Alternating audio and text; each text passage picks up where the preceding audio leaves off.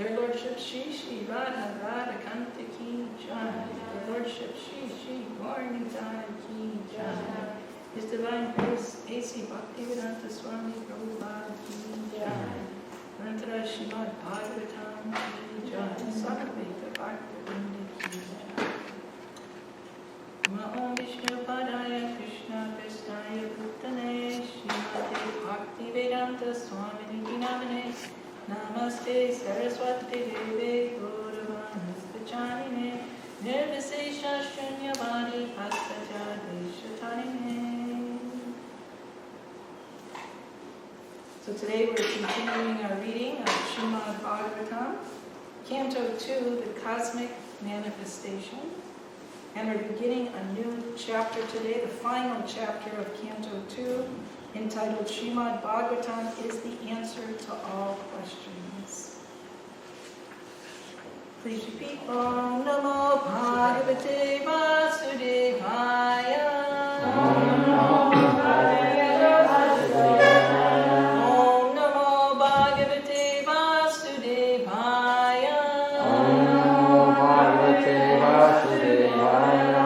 Om Namo Bhagavate Vasudevaya. Om Namo Bhagavate Vasudevaya. So we'll begin chapter 10, and we'll cover the first 3 verses. Text number 3 has a purport, so we'll recite that one.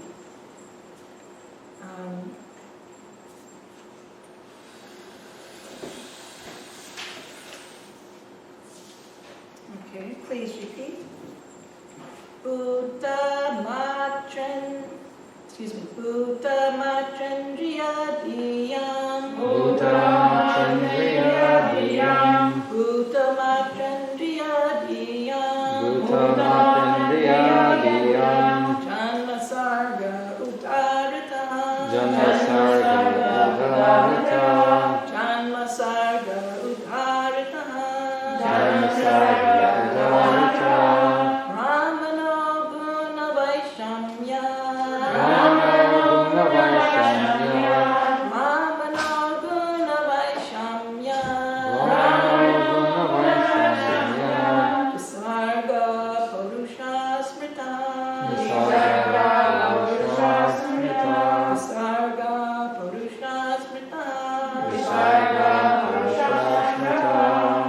Bhuta Matrendriya Diyam. Bhuta Matrendriya Diyam. Janma Sarga Udarita. Janma Sarga Udarita. Brahmano Guna Vaishamya. Brahmano Guna Vaishamya. Visarga Purusha Smrita. Visarga Purusha Smrita.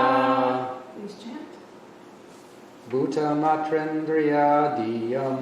Bhuta Matrendriya Diyam. Janma Sarga Udarita. Brahmano Guna Vaishamya. Brahmano Guna Vaishamya. Visarga Paurusha Smrita. Visarga Purusha Smrita. Bhuta Matrendriya Diyam.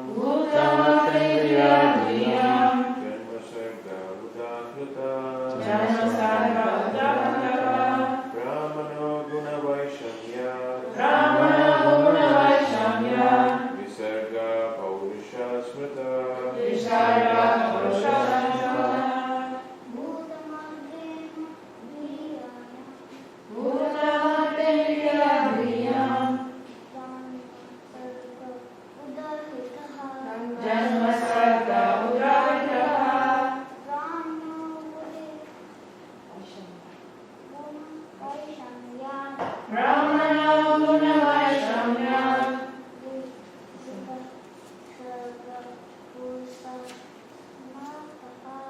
Visarga Purusha Smrita.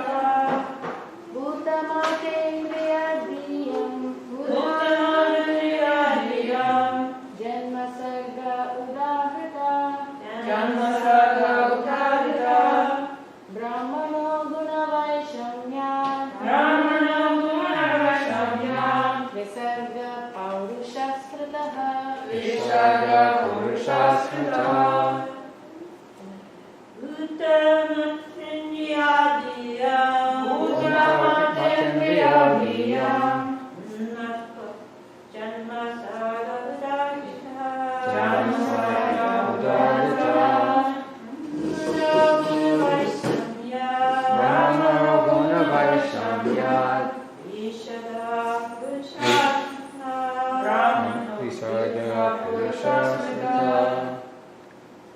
Bhutamatendriyadiyam Bhutamatendriyadiyam Janma sarga udapitaha Brahmano guna vaishamya Visharga purusha smritaha.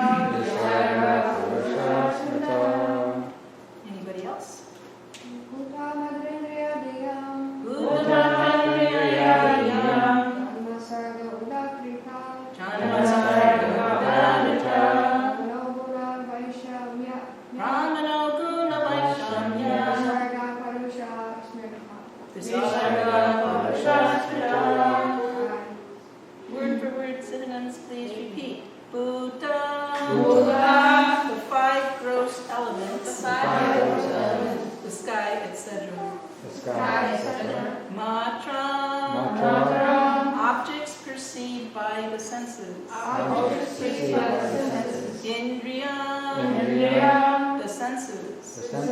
Diyam. Of the mind. Janma. Creation. Sarga. Manifestation. Udharitaha is called the creation. Brahmana of Brahma, the first Purusha. Guna Vaishamya by interaction of the three modes of nature. Visarga, recreation. Purusha, resultant activity. Smrita, it is so known.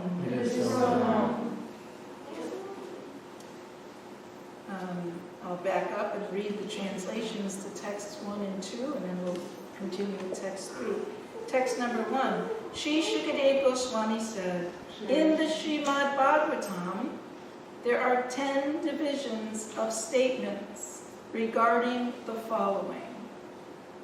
1. The creation of the universe. 2. Subcreation. 3. Planetary systems. 4. Protection by the Lord. 5. The creative impetus. 6. The change of manus. 7. The science of God. 8. Returning home back to Godhead. 9. Liberation. And 10. The summum bonum. So these are 10 topics covered in Srimad Bhagavatam. Nothing more, nothing less. Text number 2. To isolate the transcendence of the summum bonum, in other words,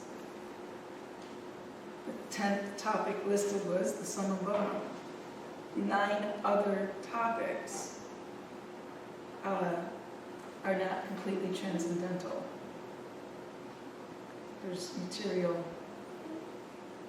tinge in them, at least.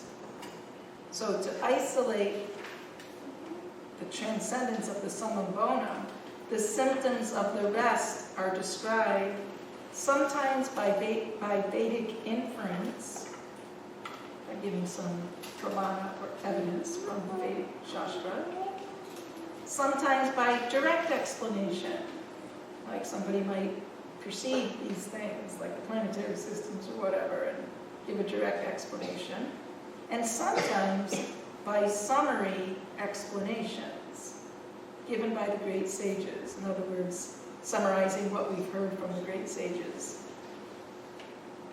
And in fact, in Srimad Bhagavatam, we find all 3 of these going on in the discussions between the great devotees. And in today's text number 3, translation and purport by His Divine Grace Srila Prabhupada. The elementary creation of 16 items of matter, namely the 5 elements, fire, water, land, air, and sky, sound, form, taste, smell, touch, that's 10, and the eyes, ears, nose, tongue, and skin, that's 15, and mind is known as sarga, whereas subsequent resultant interaction of the modes of material nature is called visarga. So the elementary creation of these 16 items of matter is called sarga. That means the creation done by Mahavishnu. Then, after that, subsequent resultant interaction of the modes of material nature is called visarga, and that's the creation done by Lord Brahma. So these 16 items are like the original building blocks, if you will. And Lord Brahma just has to take the building blocks, like you go buy a Tinker Toy set, or what are they called? Lego. You go buy the pieces, and all you have to do is throw them together in whatever way you feel like putting them together, and you get all sorts of creations. So Mahavishnu creates the original 16 principles of matter, and they're listed as the 5 gross elements: earth, water, fire, air, and ether. And then the 5 subtle elements, or that which is perceived by the senses: sound, form, taste, smell, touch. And then we have the senses which do the perceiving, the subtle senses which do the perceiving: eyes, ears, nose, tongue, and skin. And then we have the mind at 16. In the Sankhya system of philosophy, it will count the original elements as 24 rather than 16, because to that 16, 8 more are added, namely 5 working senses. Here we have the 5 knowledge-acquiring senses: eyes, ears, nose, tongue, and skin. And then there's 5 working senses: arms, legs, mouth, genitals, and anus. That brings it up to 16 plus 5 is 21. Then intelligence and ahankar, false ego, and contaminated consciousness. That's 3 more. Brings it up to 24. And then you'll see other lists. Sometimes time's put in there. Sometimes the soul itself is put in there, up to 26. Generally, we'll see this list of 16 or the Sankhya list of 24. All right, purport. In order to explain the 10 divisional symptoms of the Srimad Bhagavatam, there are 7 continuous verses. So we're just beginning the first one here. The first of these, under reference, pertains to the 16 elementary manifestations of earth, water, etc., with material ego composed of material intelligence and mind. The subsequent creation is a result of the reactions of the above-mentioned 16 energies of the first Purusha, the Mahavishnu incarnation of Govinda, as later explained by Brahma in his treatise, Brahma Samhita 547, as follows: Yakaranana vajale patutisma yoga nidramananta jagadanda saroma kuma adhara shaktim avalamya karan samurtim govindamadi purusham tamaham bhajami. The first Purusha incarnation of Govinda, Lord Krishna, known as the Mahavishnu, goes into a yoga nidra mystic sleep, and the innumerable universes are situated in potency in each and every hair hole of his transcendental body. As mentioned in the previous verse, Shrutena, or with reference to the Vedic conclusions, the creation is made possible from the Supreme Personality of Godhead directly by manifestation of his particular energies. Without such a Vedic reference, the creation appears to be a product of material nature. This conclusion comes from a poor fund of knowledge.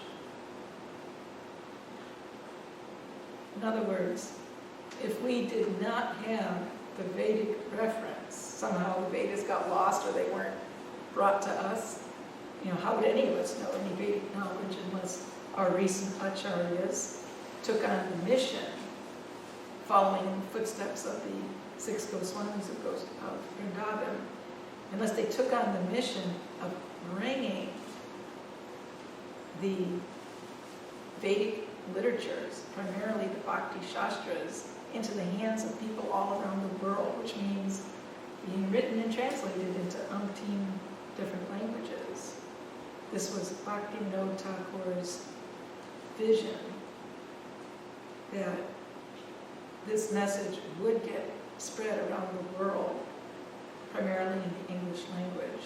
And Bhaktisiddhanta Saraswati, of course, Bhaktivinoda Thakur sent his book, Lord Chaitanya's Life and Precepts, to different universities and libraries around the world, including Canada. And his son, Bhaktisiddhanta Saraswati Thakur, sent some of his disciples to England to preach in English. And of course, he empowered our Srila Prabhupada. He said, you preach in English, it will do good for you and for all those that hear from you. So without this Vedic inference, this Vedic reference, how would any of us, no matter how intelligent, how much of a great researcher you are, how would you research the material energy all the way, through the entire universe, down to the nitty-gritty subatomic particle, to the big, big galaxies? How would you ever come to the conclusion that this is all emanating from the hair pores of Mahavishnu? How would you ever come to such a conclusion? So therefore, just like Prabhupada would say in court, you're a good lawyer if you can quote the law books. You don't just say, I think like this and I think like that, but you come up with law book references according to such and such a case, according, in the past, according to this law and that law. And that's how you're a good lawyer. The judge takes all that information and comes to a conclusion. So similarly, if one wants to come to a conclusion about the world that we live in, we have to make reference to the Vedic knowledge. So anyway, let's finish the purport. As mentioned in, I did that.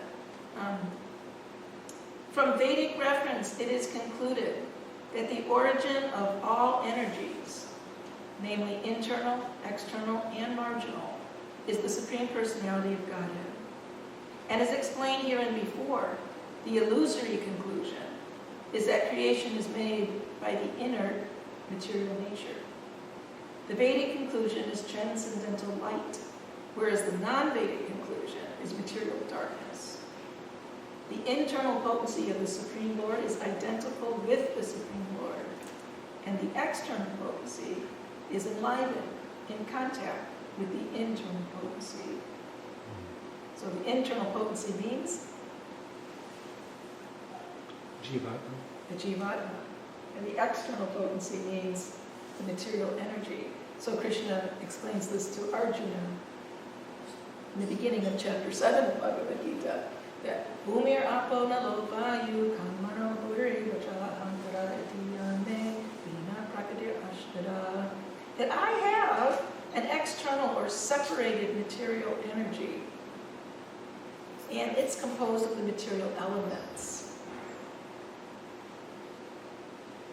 Then in the next verse, aparayamitastvanyam prakritim vidime param jivadutam mahabaho yayagam daryate jagat. But beyond, or besides this external energy, I have my marginal energy, which is technically composed of internal potency, but it's called marginal. And that comprises the living entities, jivas. And what are they doing? They're exploiting the resources of the material nature. What does that mean? They're exploiting the resources of material nature.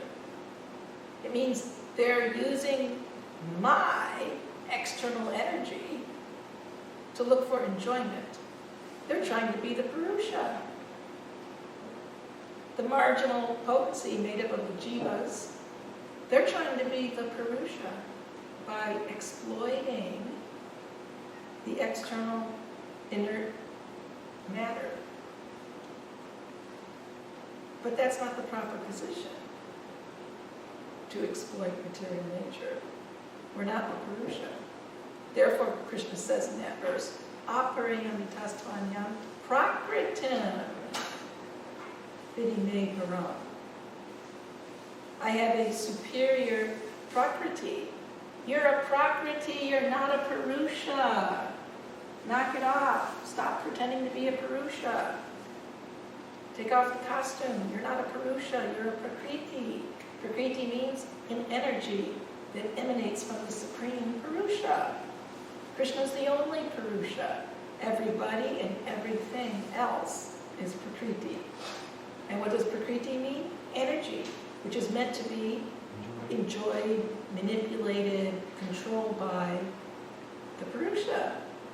He's the energetic, and we and everything else is the energy. So the whole problem with this material world is due to identity crisis. We all have an identity crisis. We all think that we're a Purusha. Ron, to start your math formula off, 2 + 2 = 5, that error is going to propagate exponentially through many, many, many, many steps. You'll come up with a false answer, all because you had the first step wrong. So the first thing that went wrong was that we have this contaminated consciousness that we're a Purusha. Therefore, yayegam daryate jagat, the so-called Purushas, are trying to exploit the material nature. And what happens when they do that? They suffer. They struggle very hard to control, but they simply suffer. So, let's finish this purport. Thus, the original creation is directly from the Supreme Personality of Godhead, or Param Brahman, and the secondary creation, as a reactionary result of the original ingredients, is made by Brahma. Thus, the activities of the whole universe are started. So that ends Srila Prabhupada's purport. So this is another very beautiful title to a chapter called Bhagavatam is the answer to all questions. Now we might challenge, well, does it answer the question, what is the square root of 7? Are you going to find that in Srimad Bhagavatam? What is the square root of 7? Or how to build a nuclear bomb? Or how to cure a disease? Oh, see, you guys are wrong. Bhagavatam's not the answer to all questions. But at the very beginning of this canto, Shukadeva Goswami glorifies Parikshit Maharaj. He thanks Parikshit Maharaj. Because at the end of the first canto, Parikshit Maharaj asked a question. He said, what is it that a person, especially a person who's about to die, what is it that such a person should hear about, speak about, meditate on? And Shukadeva Goswami begins this canto by thanking Parikshit Maharaj. And he says to him that your question is glorious because it's beneficial to all kinds of people. The answer to this question is the prime subject matter for hearing. Parikshit asks, what am I supposed to hear? What is a person supposed to hear? Especially one who's about to die. And Shukadeva says, what one should hear is the answer to your question. That's what they should hear. The answer that we're going to give to your question. And all that is about the sum and bone about Krishna and everything related to Krishna. And then he criticizes people who don't ask these questions. See, we're in the human form of life, Atato Brahma Jigyasa. Now that you have the human form of life, now you can start asking questions. Real questions. The birds are also asking questions. Hey, where's the worm? Where's the worm? Where's the water? Oh, there's an enemy coming. Where's a mate? I need a mate. Hey, how are we going to build a nest? Where should we build the nest? Over here? No, let's build it over here. We were watching wasps yesterday building a nest. You know, even wasps ask questions and give answers, and the birds and the animals. So if we're asking those questions, hey, how do I get a mate? Hey, how do we solve this disease? Hey, what's the square root of 7? Then we're no better than the animals. So Atato Brahma Jigyasa means now you have an opportunity in the human form of life to ask real questions. Questions that are auspicious. Questions whose answers free one from material bondage. So after thanking Parikshit Maharaj for his glorious question, Shukadeva criticizes those who don't ask such questions. In the very next verse, he says that those people are materially engrossed. They're like animals. They're just materially engrossed. They're blind to the knowledge of the ultimate truth. They're totally blind. So what happens?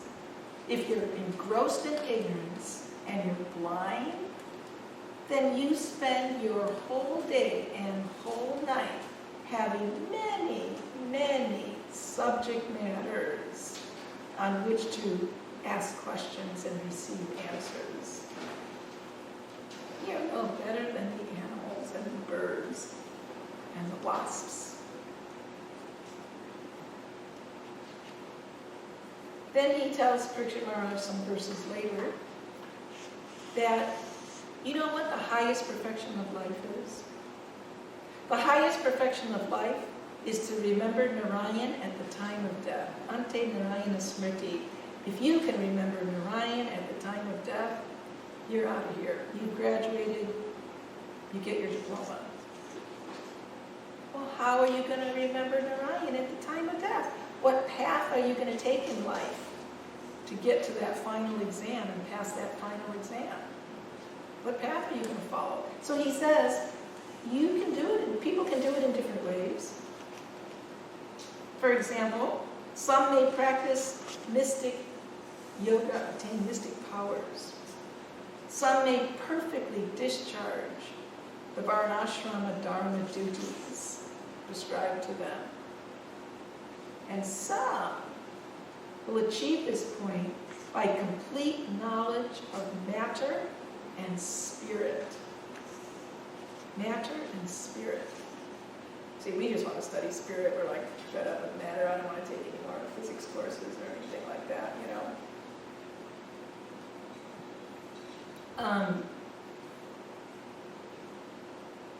And this chapter, number 1 of the 2nd canto, is called The First Step in God Realization.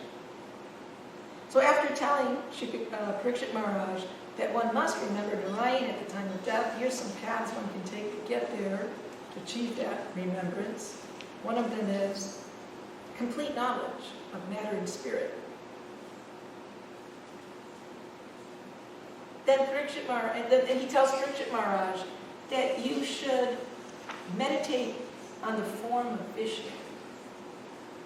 Meditate gradually on the limbs of Vishnu. Then gradually the mind will be completely purified of all rubbish. He says like that. The mind, by meditating on the form of Vishnu, will gradually become cleansed of all dirty things. So then Parikshit Maharaj asks a really good question. Very logical question. Shukadeva just said, if you meditate on the form of Vishnu, your mind will be completely purified. So then Parikshit asks, Please describe in full detail how and where the mind should be focused. How should I apply my mind so that the dirty things in a person's mind can be removed? And guess what Shukadeva Goswami says? He does not answer. He does not say, oh, you should sit and meditate on Rasa Lila. You should meditate on the Ashtakaliya pastimes of the Radha and Krishna. You know what he says? You should meditate on the Virat Rupa, the universal form of the Lord. And what is that Virat Rupa? It's this cosmic manifestation. When we look at the cosmic manifestation, we just see stuff. Planets, stars, asteroids, meteors, galaxies, whatever's out there. That's what we see. Due to why? Why do you see that? When you look out with your telescope and what have you, why do you see things like meteors and galaxies and asteroids and solar systems and all this exciting stuff? Why do you see that? Because your eyes are blind. You're not seeing it for what it is. So Shukadeva Goswami tells Parikshit, you got to verify your mind. You're looking at things all wrong. The universe isn't a bunch of rocks and stars and planets and asteroids. The universe is a body of the Lord called Virat Rupa. There's a Virat Purusha, a personality. And this is his body. So you're looking at it all wrong. So the Bhagavatam continues to then explain that Virat Rupa of the Lord. And this purifies the mind. Because with contaminated consciousness, we see everything as mundane and disconnected from the Lord.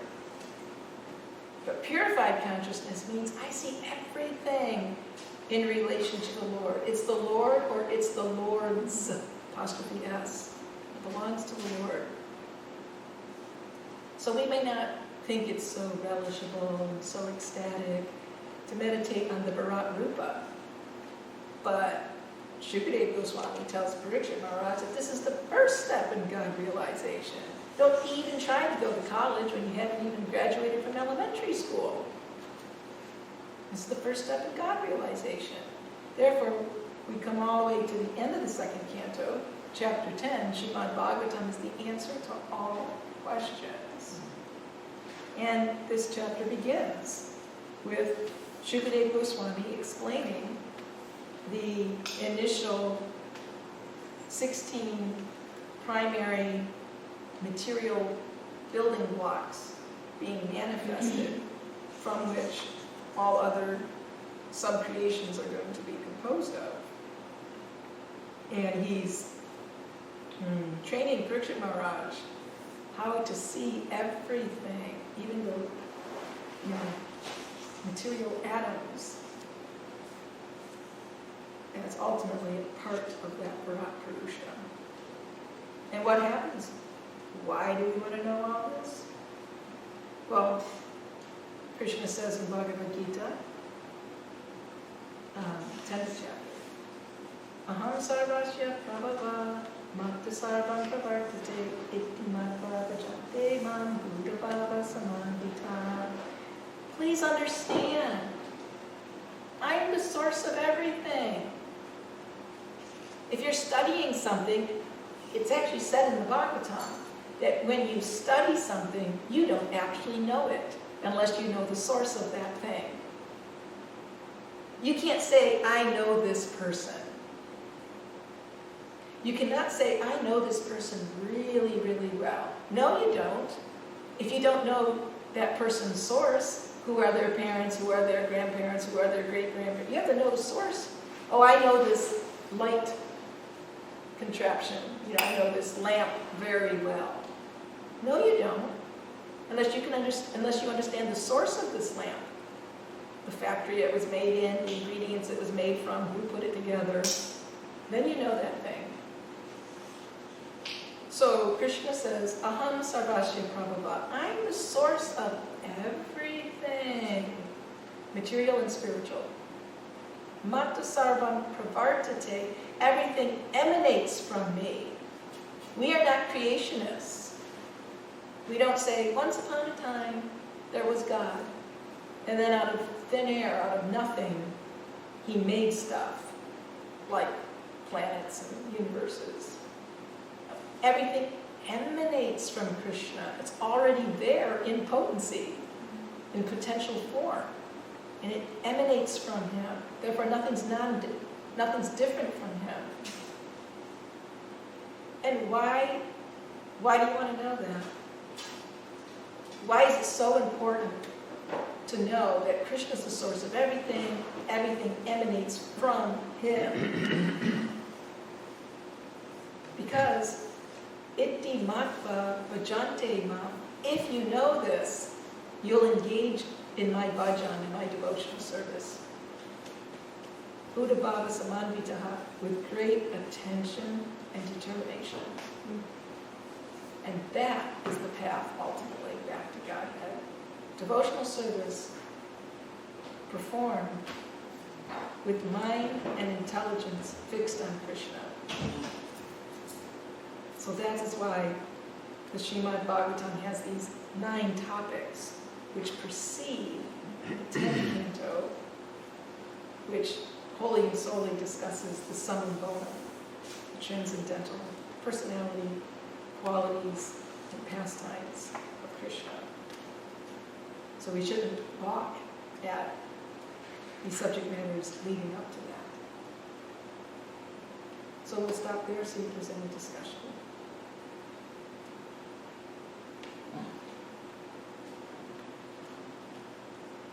You said we have to fix our mind whenever we're doing service, but it's hard to control the mind.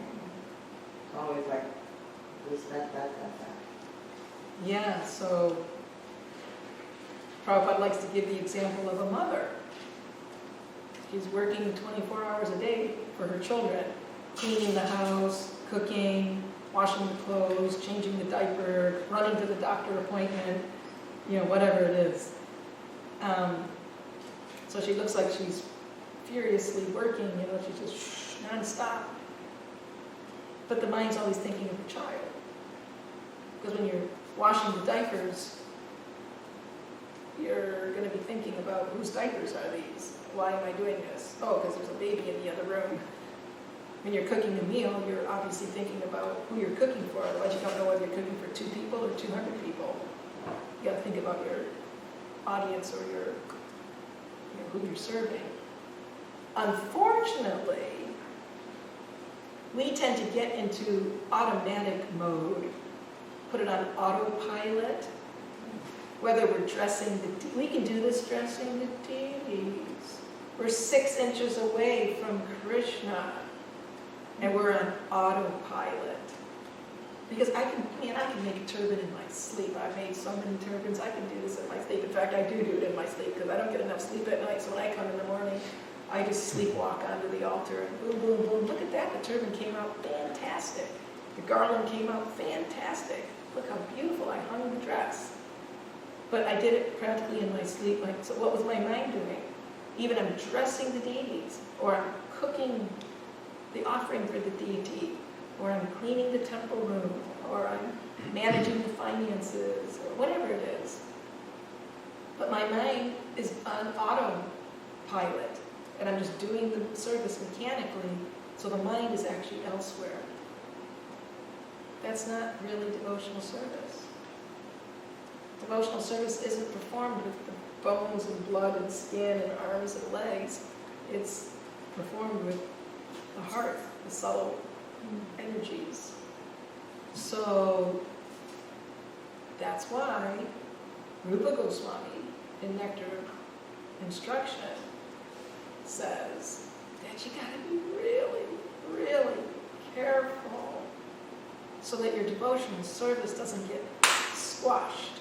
You can go decades on autopilot, squashed.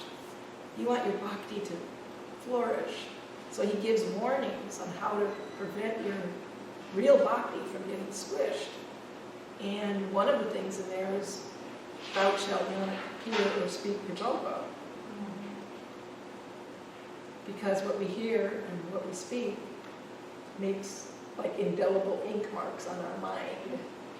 So if our mind is disturbed, it's because I'm hearing too much or speaking too much, that which is not directly related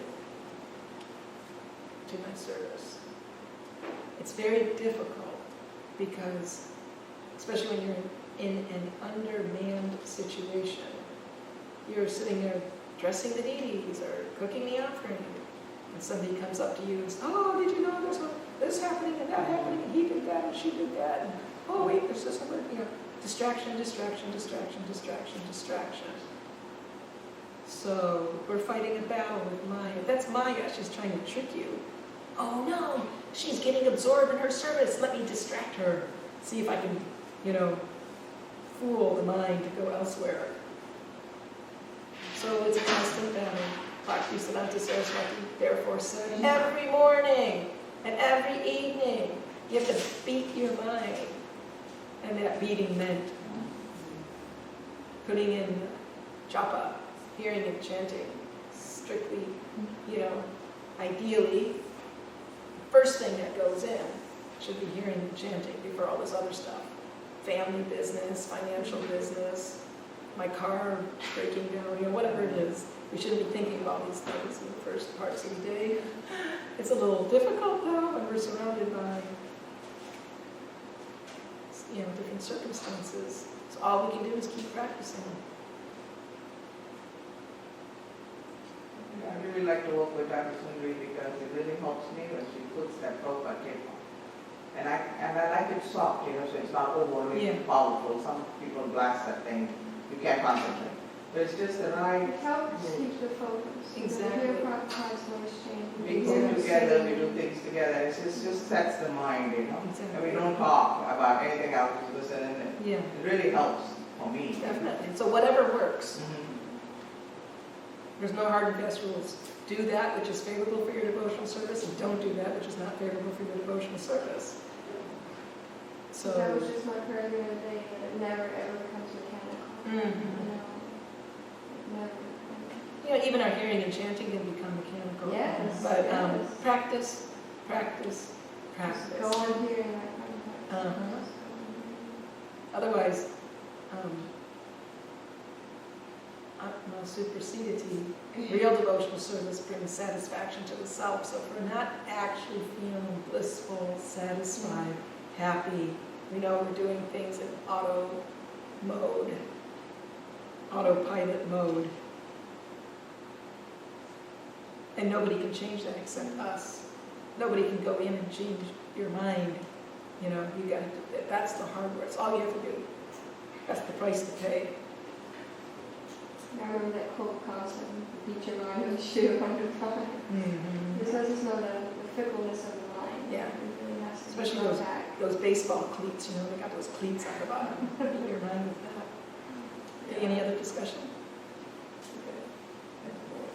Okay, then we'll stop there. Natra Srimad Bhagavatam ki jai, Srila Prabhupada ki jai, Samaveta Bhagavatam